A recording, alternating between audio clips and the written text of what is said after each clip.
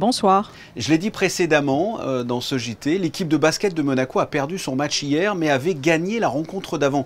Du coup, je vais clore les débats tout de suite. C'était mieux avant, finalement. J'imagine que c'est peut-être un peu plus complexe que ça, hein, la conférence que vous allez donner dans quelques instants. Quel message vous voulez faire passer, justement ? Ah ben vous savez, en philosophie, on essaye de ne pas avoir des messages avant la discussion, ouais. La disputatio, etc. Ça sera Donc au là, fur on et à va mesure. on va essayer de déplier cette question de c'était mieux avant, de vérifier le caractère objectif ou pas de cette question. Est-ce que c'est des biais émotionnels, cognitifs qui nous font dire c'était mieux avant? La réponse est un petit peu oui, quand même. Ouais. Est-ce qu'il y a une condition nostalgique humaine? Bien sûr. Donc voilà, avec une conscience de l'irréversibilité. Mais justement, le c'était mieux avant, je vais être vulgaire au risque de choquer, mais est-ce que c'est pas finalement une phrase de vieux con, c'était mieux avant? Alors, c'est souvent ce qu'on dit, au sens où on dit souvent que c'est la part réactionnaire de soi-même. Ouais. Mais c'est vrai que c'est la part qui résiste à l'inédit, c'est la part qui résiste au nouveau, c'est la part qui résiste au changement. Parce que c'est toujours plus simple malgré tout, on a ses habitudes, et plus on va vers l'âge, souvent moins on a une capacité d'adaptation. Voilà, c'est ça. Est-ce que c'est pas tout simplement une fracture entre les générations? C'est souvent une fracture entre les générations, mais en même temps, il ne faut pas tout de suite dire ce n'est que ça.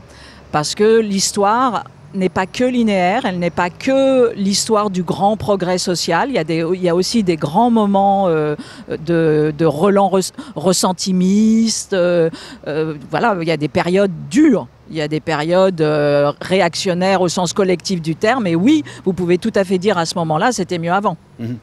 En tant que philosophe et psychanalyste, comment vous analysez justement ce phénomène du c'était mieux avant, que l'on préfère comme ça les choses du passé, alors que finalement, faut le reconnaître, on vit des choses incroyables maintenant. On vit des choses incroyables, mais comme je vous dis, en tant que psychanalyste, très souvent, c'est les questions de biais émotionnels et cognitifs. On appelle ça le biais de négativité, qui est plus simple, en fait. C'est la perception la plus simple d'être critique, d'être sceptique. C'est d'abord un mécanisme de défense. Donc, je veux dire, c'est aussi pour survivre. Et puis, c'est des biais, effectivement, qu'on appelle des biais d'accumulation, des effets d'accumulation qui fait que vous êtes plus enclin à apprécier ce que vous connaissez déjà. D'accord. Donc déjà tout ça, ça fait que physiologiquement vous êtes emmené vers le fait de préférer ce qui existe déjà. Voilà. Et ensuite, après, en revanche, il faut développer cette appétence à l'inédit. Alors c'était mieux avant, c'est mieux après. Est-ce que c'est finalement pas tout simplement un éternel recommencement? Moi je me rappelle de mes grands-parents qui ressentaient ce sentiment du c'était mieux avant. Moi j'étais dans la modernité donc j'étais pas d'accord. Maintenant je suis peut-être un peu plus réactionnaire parce que j'ai pris de l'âge et je trouve qu'effectivement il y a des choses qui étaient mieux avant, mais est-ce que c'est pas tout simplement un éternel recommencement? Ben oui, vous avez raison. En fait, on vit dans un temps, on croit qu'il est linéaire, mais en fait, il est aussi cyclique. Et donc, oui, il y a des choses qui sans cesse recommencent, ne serait-ce que les éléments naturels, saisonniers, etc. Donc ça, voilà. Et puis, chaque génération découvre. Donc, si vous voulez, c'est un éternel recommencement au sens où, quand vous êtes jeune, vous découvrez qu'est-ce que c'est que d'être jeune. Puis vous allez avancer comme ça, et donc à chaque fois, vous réinventez un petit peu ce qui a été fait avant vous. Donc, éternel recommencement et en même temps, progression historique. Voilà, on manie les deux dynamiques qui sont...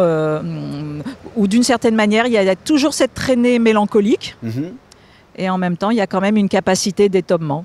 Alors, en tant que psychanalyste, est-ce que le c'était mieux avant, est-ce que ça se soigne? Est-ce qu'il y a des personnes qui sont tellement réactionnaires, qui aiment tellement le passé, qui en deviennent malades? Bien sûr, bien sûr. Et justement, ce qui est très intéressant de voir qu'on n'a pas besoin d'avoir un passé heureux pour aimer son passé. Et donc, c'est là où on voit vraiment la question des biais émotionnels et cognitifs, c'est-à-dire qu'on peut avoir eu la pire des enfances. On a en fait, ce qui nous fait mal, ça reste de la nostalgie quand même. Mais ça reste de la nostalgie parce qu'en fait, la nostalgie, c'est un mal d'irréversibilité. Et donc, ça veut dire que ce qui a été n'est plus. Et ça, si vous voulez, même si ce qui a été pas extraordinaire, bah, il y a un phénomène de familiarité et on sait très bien qu'on avance vers la mort. Écoutez, Cynthia Fleury, merci d'avoir répondu à mes questions. Merci à vous.